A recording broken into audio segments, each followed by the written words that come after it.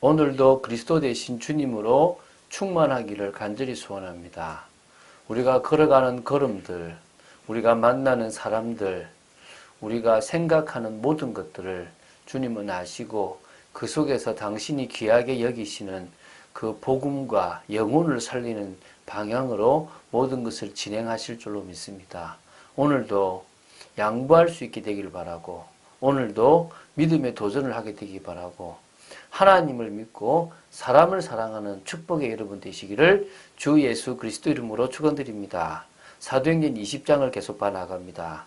이번 주는 사도행전 20장을 다 보게 될 건데요. 오늘은 7절부터 12절까지 드로아에서의 7일간의 사역 중에서 마지막 마무리 사역을 하고 있는 중에 여기서 이제 어떤 부흥 운동이 좀 일어났거든요. 사실 이 드로아는 바울이 직접 복음을 전한 곳은 아닙니다. 직접 복음을 전한 곳은 아닌데 그 당시 에베소 사역을 통해서 부흥이 막 일어났을 때 복음이 전파되어서 교회가 생겨난 곳이 이 드로아예요. 이 드로아에도 보니까 이 복음을 받아들여 가지고 그리스도의 공동체가 나타났는데 이 바울이 얼마나 피곤합니까? 지금 장기간 계속 이동 중인데도 늦은 시간까지 강론하게 됐는데 이때 이 드로아에 있었던 유도구라는 청년이 죽게 됩니다. 그때 그 일어난 내용들을 누가가 기록하고 있는데 그 부분을 한번 보도록 하겠습니다. 이 7절부터 12절입니다. 7절 읽겠습니다. 그 주간의 첫날에 우리가 떡을 때리 하여 모였더니 바울이 이튿날 떠나고자 하여 그들에게 강론할새 말을 밤중까지 계속하매. 자, 우리가 주의를 지키는 부분이 오늘 이 부분에 나옵니다. 그 주간의 첫날에라고 나옵니다. 한 주간의 첫날이라고 보시면 됩니다. 한 주간의 첫날은 언제죠? 바로 주일입니다. 우리는 달력에 보면 일, 월, 화, 수, 목, 금, 토가 되어 있습니다. 우리가 쓰고 있는 주말이라는 단어는 상당히 위험한 단어입니다. 우리는 토요일과 주일을 주말이라 그럽니다. 그래서 월, 화, 수, 목, 금, 금, 토, 일로 보는데요. 성경은 마지막 날 그 7일째가 안식일 토요일로 봅니다. 그래서 일, 월, 화, 수, 목, 금, 토로 되어 있습니다.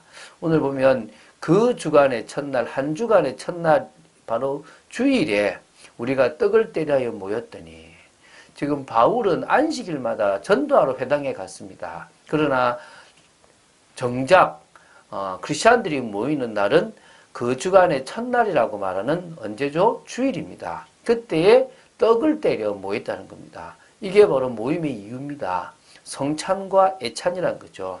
이 주일에 예배를 드리며 성찬과 애찬을 드렸다는 거예요. 얼마나 귀합니까? 이게 진짜 예배입니다.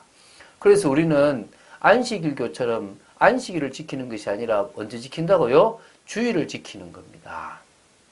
바울이 이튿날 떠나고자 하여 그들에게 강론할새 말을 밤중까지 계속하며 이 주일에 이제 이렇게 설교를 하고 그 다음 날에 이제 가고자 하는데요. 너무나 이제 이렇게 말씀을 갈급하고 사모해 하니까요. 그들에게 말씀을 강론하는데 이 말을 밤중까지 계속 하게 되는 겁니다. 자, 보통요,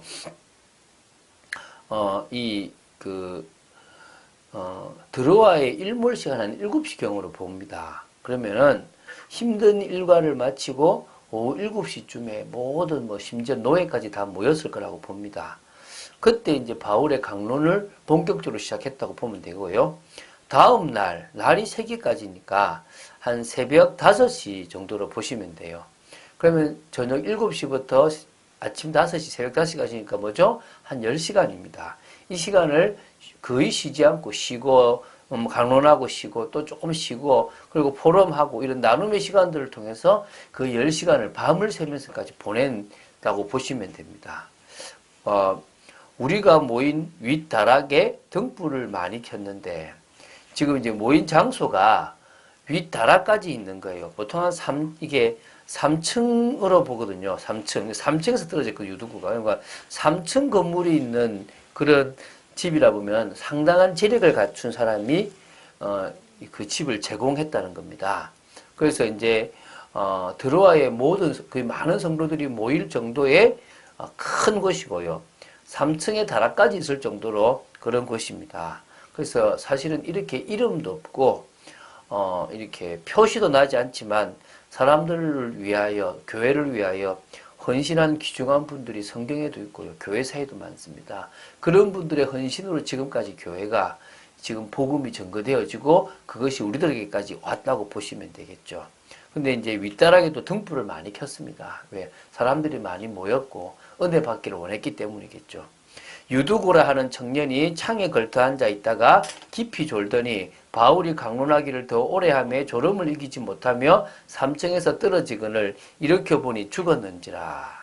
자, 유두고라는 이름은 여기 외에는 사실 소개되지 않는 이름입니다. 여기만 딱 나오죠.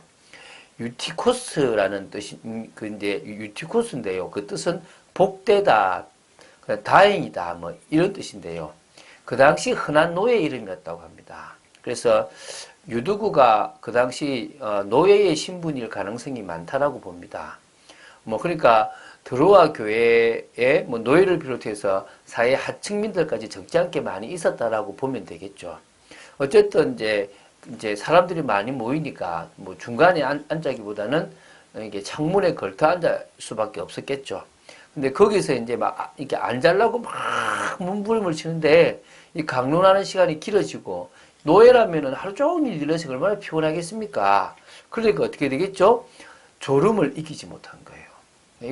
이걸 잘못했다는 게 아니라 그 정도로 이 밤새도록 바울은 강론했고 또 그것을 이 피곤하지만 노예일 가능성이 있는 이 유두고는 들으려고 했다는 겁니다.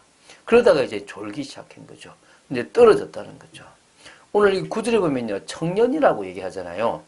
이게 이제 네아니아스라는 단어거든요. 일반적으로 한 15세 이상의 젊은이를 가리킵니다. 그런데 12절에 보면 거기는 이제 뭐 이렇게 그것도 청년인데 파이다라는 단어가 쓰여있어요. 파이다. 이게 옛날 개혁 성경에는 아이라는 단어가 이제 아이로 됐고 지금은 청년이 됐는데요. 이 파이다라는 단어는 14세부터 이게 아이니까 한 8세부터 14세 소년 정도로 가르치는 것이 맞지 않겠나라고 이렇게 많은 사람 봅니다. 그래서 아마 한 14, 뭐 15, 요 정도 되는 그런 어떤 청소년기의 어떤 소년으로 봐도 될 것 같습니다. 그래서 뭐 유두구는 아까 말씀드렸지만 처음부터 졸라고 한 게 아니라 은혜 받고 싶었어요. 그 피곤한 중에도 나와서 밤새도록 말씀을 듣고 싶었는데 너무나 밤에 이제 늦게까지 바울의 강론이 길어지게 되므로 졸다가 떨어져 이제 죽은 거죠. 자, 이건 누가가 의사입니다. 그럼 의사가 당연히 그 아이를 이렇게 진단해 봤겠죠. 죽었다라는 어떤 이렇게 이제 그 좀 진단서를 냈다고 보시면 되겠죠. 바울이 내려가서 그 위에 엎드려 그 몸을 안고 말하되 떠들지 마라 생명이 그에게 있다 하고 지금 이제 바울이 이제 내려가서 우리 구약의 엘리야가 사르밧 과부의 그 죽은 아들에게 했던 거나 또 엘리사가 수넴 여인의 죽은 아들에게 했던 방식처럼 했다고 보시면 됩니다. 그래서 엎드렸어요. 그 위에 엎드려서 몸을 안고 이제 말을 한 거고요. 그리고 바울도 예수님처럼 뭐라고 했냐면 야이로의 딸을 보고 잔다라고 죽지 않았다라고 말했던 것처럼 이 친구 보고도 죽지 않았다라고 이제 안심을 시킨 거죠. 그리고 이제 그들을 위해서 기도했는데요. 그러고 나서 이제 한 곳에 놔두고요. 11절입니다.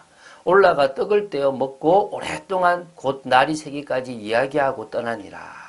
그러니까 유두고를 치료해서 한 곳에 놔둔 후에 또 이제 떡을 떼어 먹고 이제 애찬이 시작됐겠죠. 오랫도록 이제 날이 새기까지 새벽 5시까지 계속 말씀을 나누고 질문도 받고 또 뭐 이렇게 나눔도 되는 이런 긴 시간들을 가졌다고 봅니다. 그 당시 보통 여행자들이요, 이렇게 배가 출발할 때 일출과 동시에 떠났다고 합니다. 그래서 날이 새면 바로 떠나게 되니까 바울을 아쉬워했던 드로아에 있는 많은 교인들이 너무나 많은 말들을 이렇게 주고받지 않고 밤새 이야기를 나눴다고 보시면 되겠죠. 사람들이 살아난 청년을 데리고 가서 적지 않게 위로를 받았더라. 이제 이곳으로 와서 은혜를 받고 이제 돌아갔을 거 아닙니까? 그래서 이제 그곳에서 이 청년이 살아났다 하니까 이 청년 때문에 많은 사람들이 야, 하나님의 살아계심이 이렇구나라는 것을 보게 되고 또 막 이렇게 나눔을 가지게 된다는 거죠. 기독교는요, 기적의 종교입니다. 하나님을 믿는 자들을 통해서 하나님은 기적을 일으키시고 그 기적을 본 사람들이 또 믿음을 가지게 되는 그런 일입니다. 하나님은 우리의 삶 속에서도 이런 기적을 일으키실 줄 믿습니다. 그래서 그 기적을 위해서 우리는 말한 겁니까? 응답을 받으라는 겁니다. 그 연약했던 제자들이 성령의 응답을 받고 나서 달라졌던 것처럼 우리도 믿어지지도 않고 불안하고 뭔가 사명을 받아도 어떻게 할지 모르는 우리도 응답을 받으면요. 누구보다도 그리스도가 깨달아지고 사명이 분명해지고 이제 권능을 가지고 그 사명을 이룰 수 있는 사람이 되어질 것입니다. 서밋으로 가면 돼요. 최고의 자리에 가면 돼요. 영적 서밋, 기능 서밋, 문화 서밋. 우리가 최고의 자리에 가서 최고의 부분들을 차지할 수 있다면 우리를 통해서 하나님은 귀한 일들, 많은 일들을 진행하실 것입니다. 오늘도 은혜 받는 여러분 되시기를. 그래서 정말 이름도 없이 빛도 없이 헌신하시고 또한 우리를 통하여 하나님 원하시는 역사들이 나타나는 것을 보게 되는 여러분 되시기를 주 예수 그리스도 이름으로 축원드립니다. 주는 그리스도시요 살아계신 하나님의 아들이심을 고백합니다. 3차 순회를 계속 진행하고 드로아에서 또 귀한 말씀으로 끝까지 중심을 다하여 헌신했던 바울처럼 저희들이 정말 갈급하고 사모하는 사람이 있다면 그들에게 꼭 말씀을 전가할 수 있는 믿음의 사람이 되게 하시고 또한 그 일을 위해서 헌신하는 귀한 자들이 되게 하여 주시옵시고 또한 하나님이 원하시는 기적의 역사가 일어나는 것을 보는 저희들 되기를 간절히 소원합니다. 응답하여 주시옵소서, 역사하여 주시옵소서, 주 예수 그리스도 이름으로 기도드립니다. 아멘.